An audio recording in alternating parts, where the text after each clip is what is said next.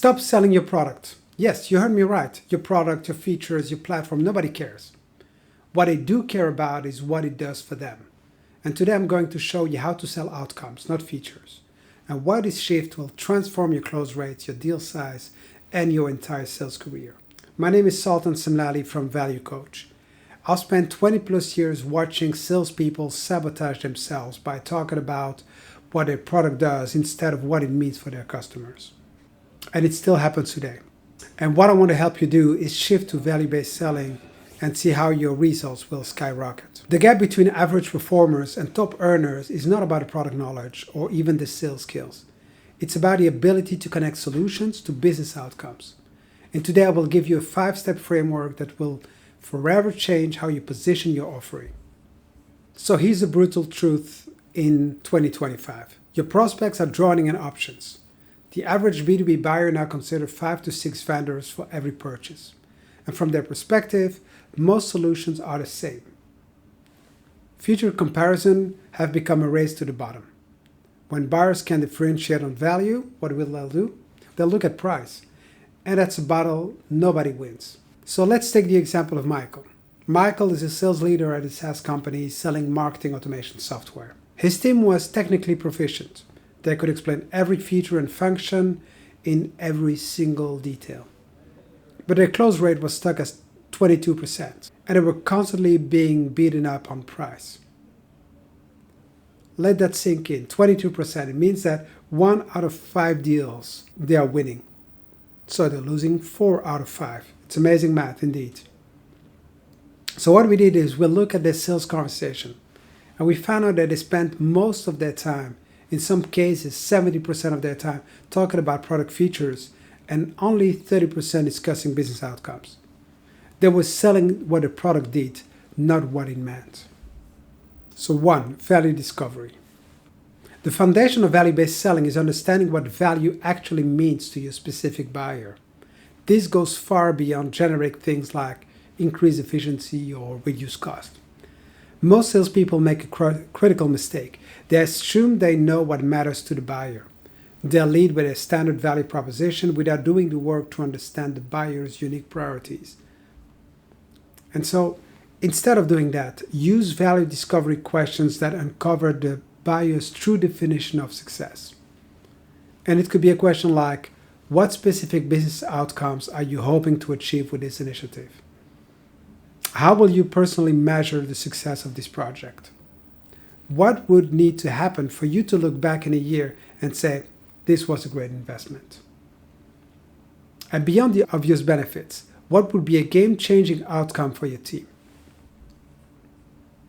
When you have that, you can map your capabilities to those specific outcomes. So it's not about twisting your solution to fit. It's about highlighting the aspects that directly address their priorities.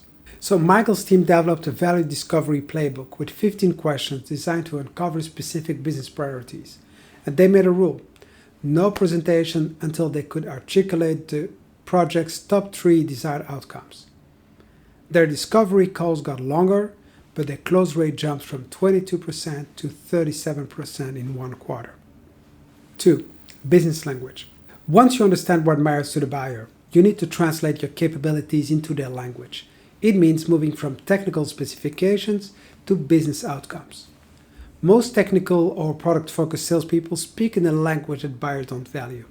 So instead of saying, all platforms offer 99.99% uptime with redundant cloud architecture, you could say, you mentioned that system reliability is critical because every hour of downtime costs you $45,000. Well, our solution has delivered 99.99% uptime for a client like yours, which would reduce your downtime cost by approximately $320,000 annually based on your current experience. This translation process requires you to understand both your solution and the buyer's business deeply enough so that you make a meaningful connection. So use the buyer's own metrics and KPIs in your discussions. If they measure success in terms of customer retention, employee productivity, or market share, frame your value in those exact terms. And storytelling is a very powerful tool.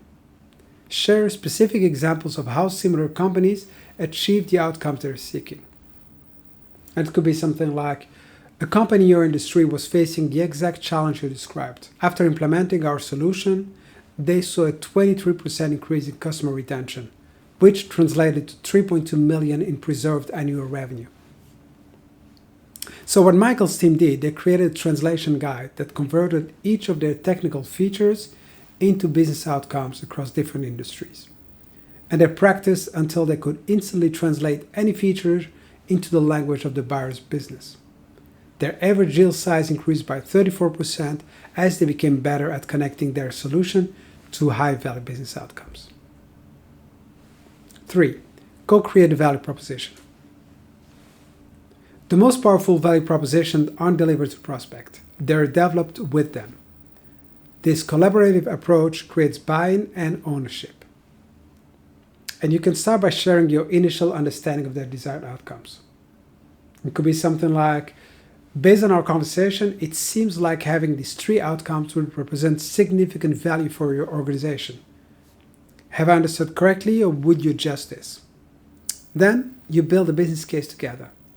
Instead of presenting a finished ROI model, walk through the assumption and calculations with them. You mentioned that each manual process takes about 4 hours per week. With 20 team members, that's about 80 hours weekly. At your average fully loaded cost of $75 per hour, that's $6,000 weekly, or about $312,000 annually. Does that align with your understanding? When you do that, you accomplish 3 critical things.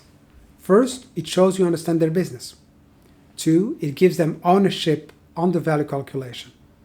And 3, it creates a shared definition of success.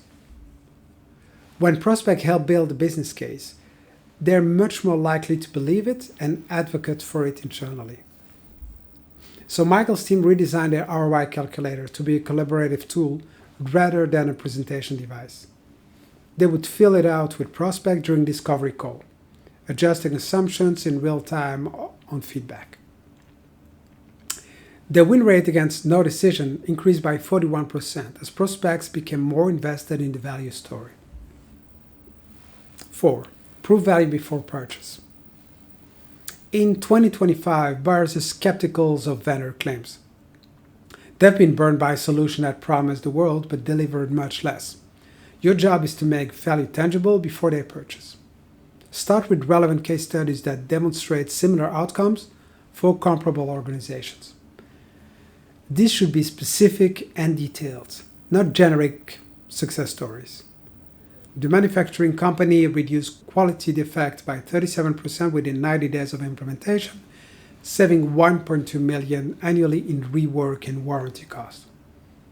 That's a powerful statement.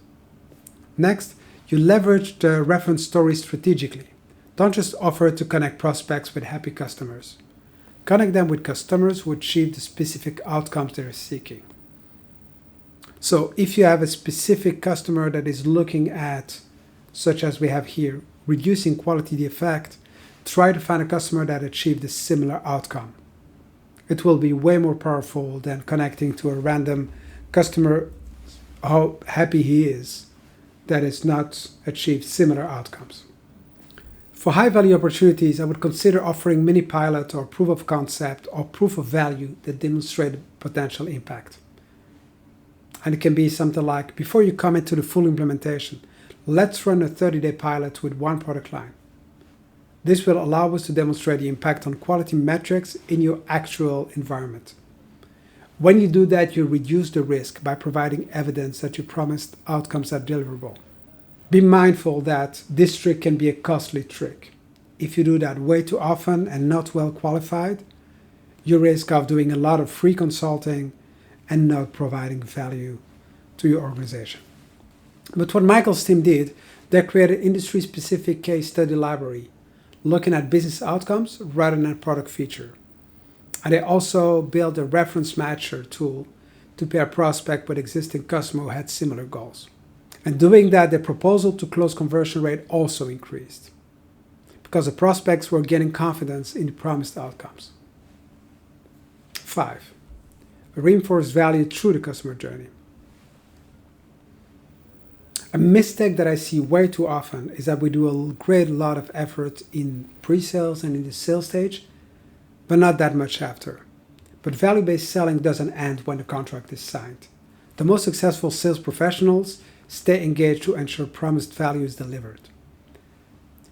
What you need to do is to start by documenting the expected outcomes in your proposals and agreements. This creates the shared definition of success that guides implementation.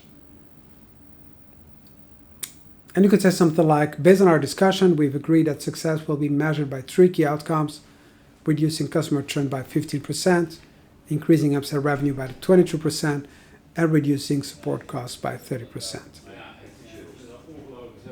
Be mindful of the goals that you put in place for the implementation.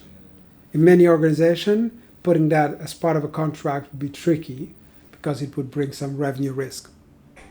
At the same time, it can be part of your onboarding document and being carried on by the customer success team who will be managing the conversation moving forward. And when you do the onboarding, you can then teach them about, okay, we build a business case and we looked at those 3 areas, which are customer churn, upsell revenue, and support cost. And you would measure that over time besides the adoption of the platform. So during the implementation, you will have regular check-in to see the progress. And it's not just a status update, but it's really the opportunity to reinforce the connection between your solution and their business results. When it's implemented, you would measure and celebrate the outcomes, because it does not only create satisfied customer, but it also generates powerful success stories for future sales. And so what you can say now is, congratulations, the quarterly results show you already achieved a 12% reduction in customer churn, putting you on track to exceed our target of 15%. And this translates to approximately $870,000 in preserved annual revenue. If your customer is paying you $100K for that platform and you save them $870,000, you have a customer for life. This continuous focus on value transforms the transactional relationship into a strategic one. And so what Michael's team did, they implemented a value achievement plan for each new customer so that they can document the expected outcomes and have an approach to measure success. They also have regular quarterly business review, QBRs, focused on value realization.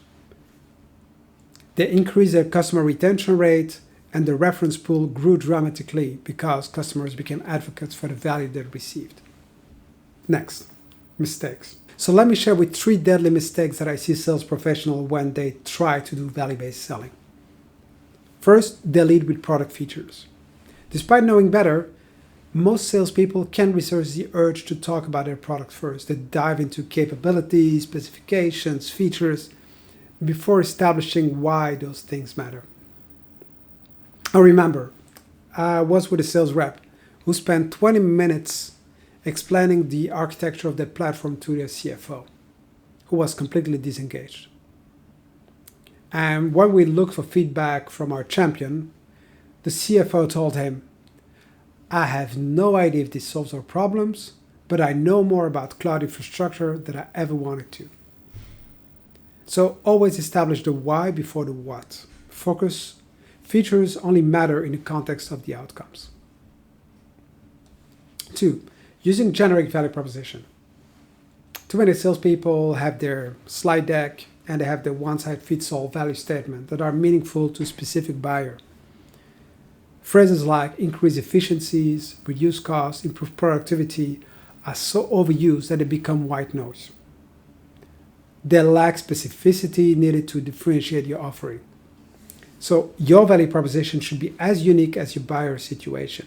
It should reflect their specific challenge, priorities, and definition of success. 3, business decisions ultimately come down to numbers. If you can translate your value into financial impact, you are asking buyers to make that translation themselves. And they often can't or won't. I remember working with a company where the sales team was afraid to discuss financial impact because they were not financial experts. And their close rate was really bad. So when we started to teach them how to discuss financial outcomes using simple models, their close rate started to rise. And to be honest, it might seem complex, but you don't need an MBA to discuss business impact. You just need to understand how your solution affects key financial metrics like revenue, cost, and risk. Implementation plan. So what I want to do with you is a deal now. So I'll give you a value-based selling action plan for the next 7 days. Each day you'll do a little bit of work. It's going to take you like 10, 20 minutes, but this investment of your time will yield huge results. So today, I want you to create a value discovery question guide with at least 10 questions designed to uncover your prospect's definition of success. Tomorrow, you will be working on a translation guide, looking at each of your key features into business outcomes for your target industries. On day 3, you will build a simple ROI calculator that quantifies the financial impact of your solution based on customer-provided input. On day 4, you will identify your 3 best customer success stories, and you will write them to focus on business outcomes rather than product features. 5. Practice the value narrative with a colleague. Can you explain your solution without mentioning a single feature for at least 2 minutes? Maybe 3. On day 6, you will review your sales material and you'll revise them to emphasize outcomes over capabilities. And on day 7, you will create a value achievement plan template that you can use to document expected outcomes for new customers. Remember, shifting to value-based selling is not about changing your words. It's about changing your mindset. You're not selling a product. You're selling the outcomes it enables. Your product is not your value proposition. Your features are not your value proposition. Your value proposition is what your solution means for your customer's business. So the 5-step framework we covered today will transform how you position your offering. It will help you to discover what value really means to each buyer, speak the language of business impact, co-create the value proposition, prove value before purchase, and reinforce value throughout the customer journey. The difference between average salespeople and the top performers is not product knowledge. It's the ability to connect the solutions to outcomes that matter. So stop selling what your product does. Start selling what it means. Your close rates, deal size, and commission checks will thank you. So if you found this video valuable, hit that subscribe button for more sales strategies. Feel free to drop a comment below with your biggest value selling challenge and the best idea that you will apply tomorrow. I read each comment that you put and I use them to plan the future videos. YouTube has recommended this video here or there, so check it out. And until next time, and remember, in sales, features tell, but outcomes sell. See you there. Bye-bye.